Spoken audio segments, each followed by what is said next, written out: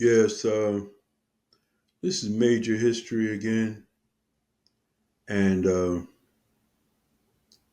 according to the latest news reports, Elon Musk, the erstwhile or former partner of President Donald J. Trump, who briefly headed the Department of Government Efficiency before he abruptly left or was forced to leave.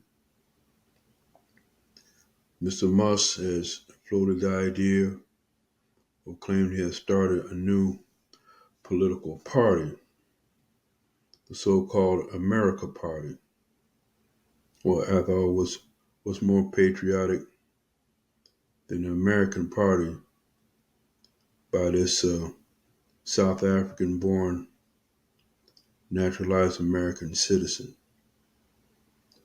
However, his idea has been met with wide skepticism, even derision in most quarters. Many of the political analysts who I've uh, looked up think such a enterprise is ill-timed, ill-conceived, and doomed to fail. Stillborn idea has been tried on many occasions, have yet to bear fruit in any long-lasting sense. The American political landscape is littered with the wreckage of such attempts at a third party to break the stranglehold of the Republican and Democratic Party upon the American body politics.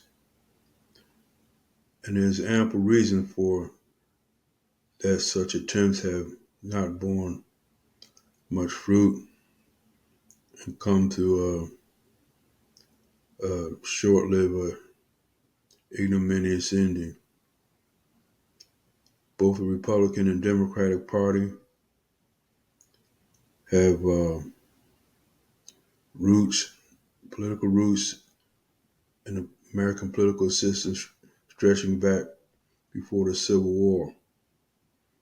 Both parties have been embedded in the social and political fabric of the country. They're institutionalized and be very hard to uproot. It's been, as I said, been tried several times. The most notable attempt was by the late Texas billionaire Ross Perot, who attained some limited success in two presidential bids. His first attempt, I believe in 1992, he garnered much as 19% of the popular vote, but no electoral votes. So he formed his own party. He had previously run as an independent. He ran on his Reform Party ticket in the election of 1996. And unfortunately, he garnered even less of the popular vote, about 8%. So it's highly doubtful that Mr. Musk will be able to do anything substantial on a national level. However, with his vast financial resources, he may be able to peel away Republican votes, act as a spoiler in the midterm election, next year. So more than likely, that may be all he might be attempting to do if he had done any type of research on third party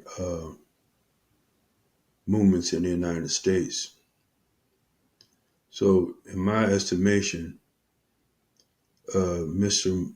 Musk's third party movement, if it gets off the ground, nothing more than a publicity stunt to generate interest in his own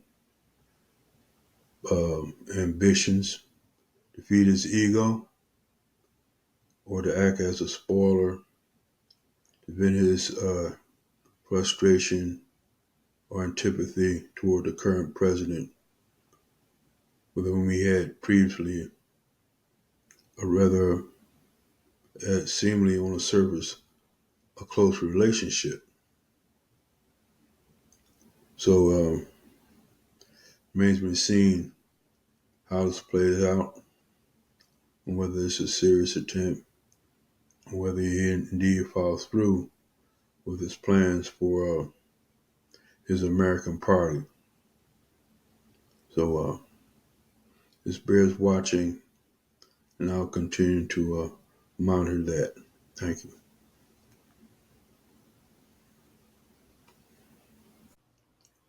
Yes, it's major history, and according to news reports, 11 people were shot, 2 or 3 seriously wounded in a mass shooting incident in South Philadelphia today, on top of another shooting incident in West Philadelphia where 3 people were unfortunately shot. Now, since we're heading to the summer season, this is not entirely unexpected. Shootings and various other violent crimes have a tendency to increase during the summer months. However, according to the city administration, crime, including homicides, has been drastically reduced. I have a tendency to want to cast doubt on that. I have a mild bit of skepticism about the figures that are bandied about by some officials in the current administration. Now, according to the latest police report statistics, 116 persons have unfortunately lost their lives. 10 years ago, the statistics were almost the same.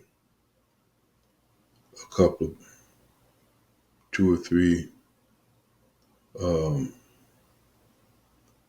more than there are now. So this is not a drastic improvement over a 10-year period. They also state that the shootings involving juveniles is down from last year.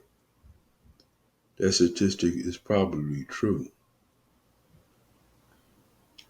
However, it's more accurate to say that while crime has been reduced, it's not been drastically reduced to acceptable levels.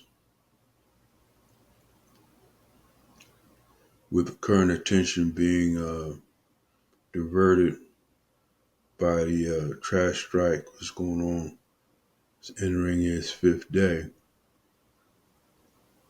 People's attention probably has been distracted by the current crime trends. And having said that, I do realize that gun violence is a national issue, it's a public health issue, and local officials cannot be entirely held responsible for this nationwide trend. However, I believe that a more accurate assessment would be to say that Although there has been some improvement, it's still a work in progress, and we have quite a ways to go, especially in these summer months which we have just begun to enter into. So these recent shooting incidents are indicative of the fact that the city has quite a ways to go. And I think city officials should be, should be cognizant of that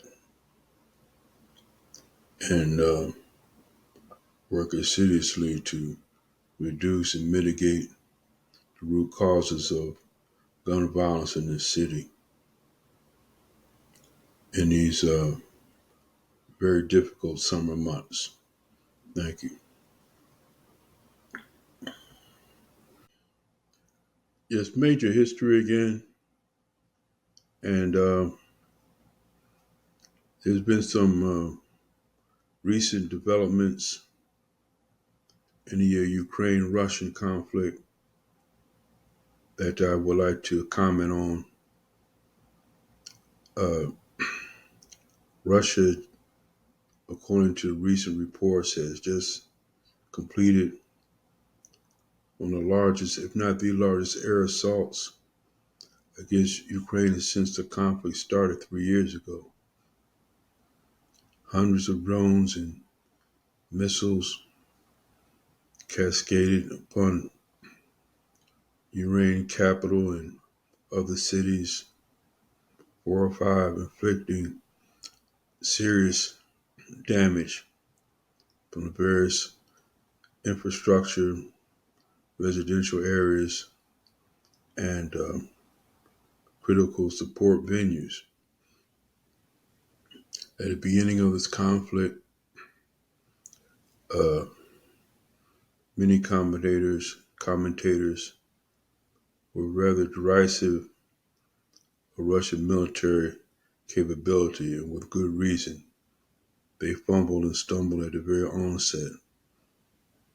But as the conflict grinds on into the third and possibly fourth year, Russia has rebounded, landed on its feet, and with considerable help from outside allies, including North Korea, Iran, and possibly China, has inflicted significant, substantial damage upon the Ukrainian military on land and in the air.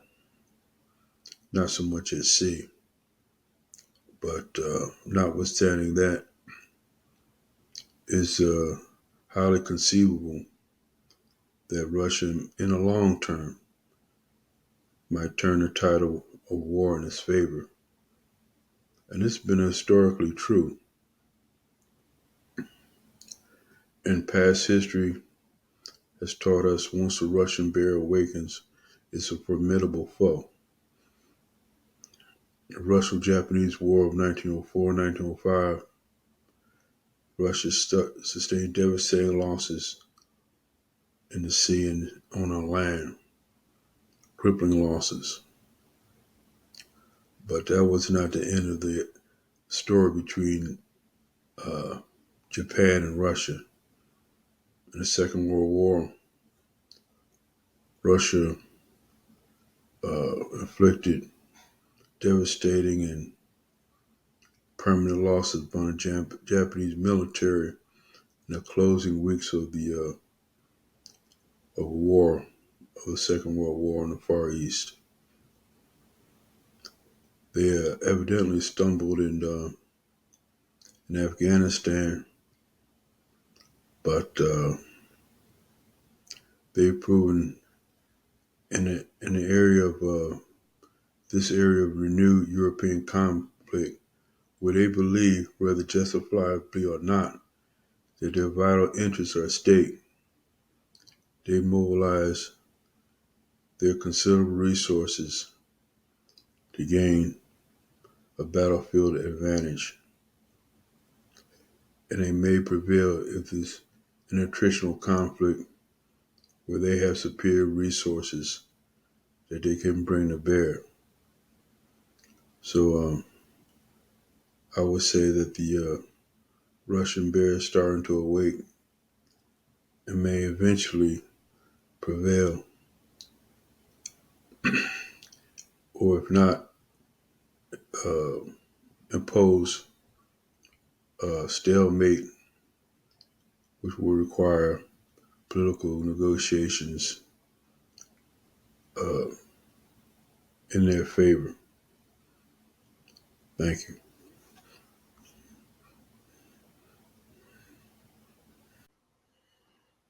Yes, major history again. And I would like to weigh on something of a political earthquake recently in New York. The Democratic and Republican primary was held in New York. On the Democratic side, a political newcomer, relatively speaking, Representative uh, Kwame Mamdani, and I use his middle name, emphasizing Kwame instead of his first name, which is Zoran. I noticed the news media has a tendency to skip over his middle name and refer to him as Zoran Mamdani. I don't know whether this is intentional or not, but I mentioned his middle name first because to emphasize his African roots. At least one of his parents was from Uganda in East Africa, purportedly forced to leave under the harsh dictatorial rule of the then ruler Idi Amin Dada. And I understand his parents subsequently had to move to South Africa and then came to this country uh, when Zoran Kwame Mamdani was 7 years old. And this development where he has won, or is close to winning, I should say, the Democratic primary, took even the most seasoned observers by surprise. My perspective, I see this development as a consequence of the backlash against the current mayor, Eric Adams, who has aligned himself, at least temporarily, with the current Trump administration for his own convenience. Uh, Current mayor Eric Adams, who is now registered as an independent, will most likely contest the general election in the fall for mayor, where he still has a chance of winning. And by the way, the former governor of New York ran also, a distant second behind Mamdani, uh, Mario Cuomo. So it's going to be an interesting race. On the Republican side, Curtis Silva, uh, a name long recognizable in New York, head of Guardians Angels, was the Republican nominee. But he stands little or no chance of winning the mayoral race in the fall, regardless of who the Democratic nominee is. As Democrats outnumber Republicans in the City of New York, at least 8-1. So Miss Mandami is the favorite, the prohibitive favorite to win the Democratic primary, which is yet to be settled because of this rather complicated ranking system that New York is currently has in force. However, Mamdani did not win a majority of the vote in the primary, less than 50%. So uh, actually, the majority of the New York voters did not vote for Mamdani. So there's a possibility, a distinct possibility of a more severe, a more tightly contested mayoral election in the fall, mayoral election in the fall between the prospective candidates, uh, Eric Adams, Zoran Kwame Mandami, and possibly Cuomo again. So it's going to be a very interesting election, and I would not rule out possibility of the current mayor getting back in office if the mainstream Democrats align behind him. So we'll just see how this develops. And I'll continue to monitor this mayoral election in the current weeks and months ahead. Thank you.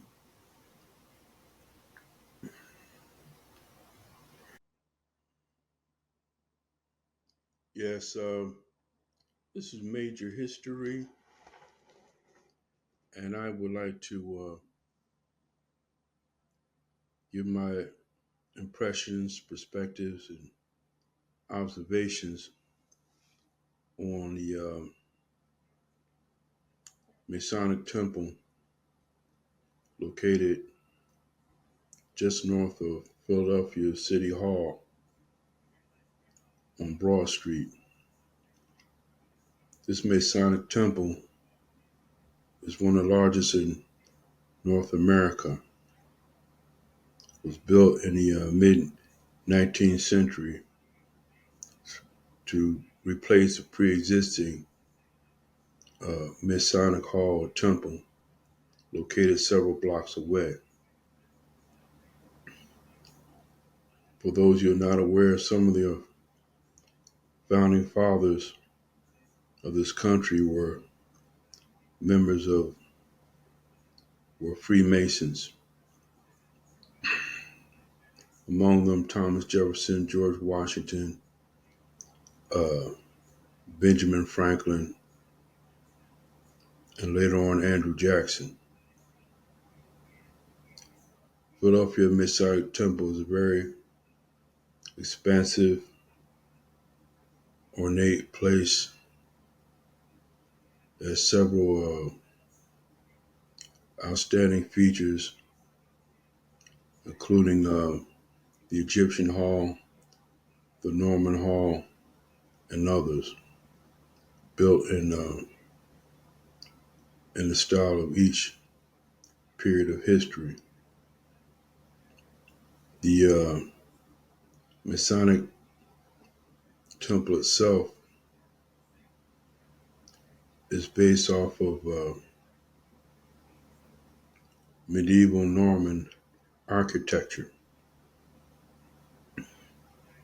Masonic Hall, according to the guy's president, costs an average of $5 million per year to maintain, and is very well kept with exquisite paintings and other decorations throughout. Now, my personal view is this: I know very little about the ideology of philosophy of masonry, but I will say I'm rather skeptical of the premises that it's built on, noting that the founding fathers of this country, many of them were slave owners. Washington, Jefferson, Jackson, and I might have to exclude Benjamin Franklin. While he did own a slave, he subsequently freed that slave. So the question in my mind is how much these structures and other grand halls and temples were built on the profits accrued by these slave owners. That's an open question in my mind.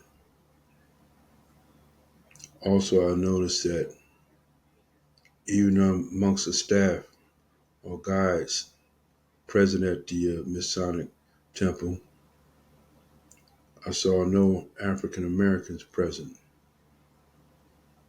And during our tour of the premises of the Masonic Temple,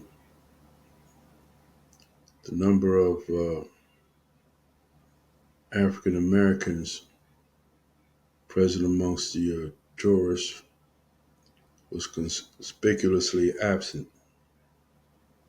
Hardly any, except the ones in my small party. So my question was Masonic Temple, among others, built on pride or prejudice, or a combination of thereof? But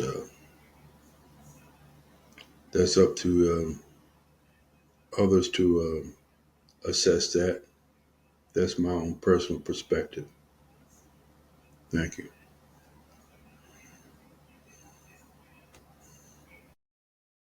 Yes, this is major history, a programming note to some of my viewers on Twitter. If you would like to access a longer version of my videos, they are now accessible on YouTube. All you have to do is access YouTube and look up Major History 35, no spaces. That is Major History 35 with no spaces on YouTube.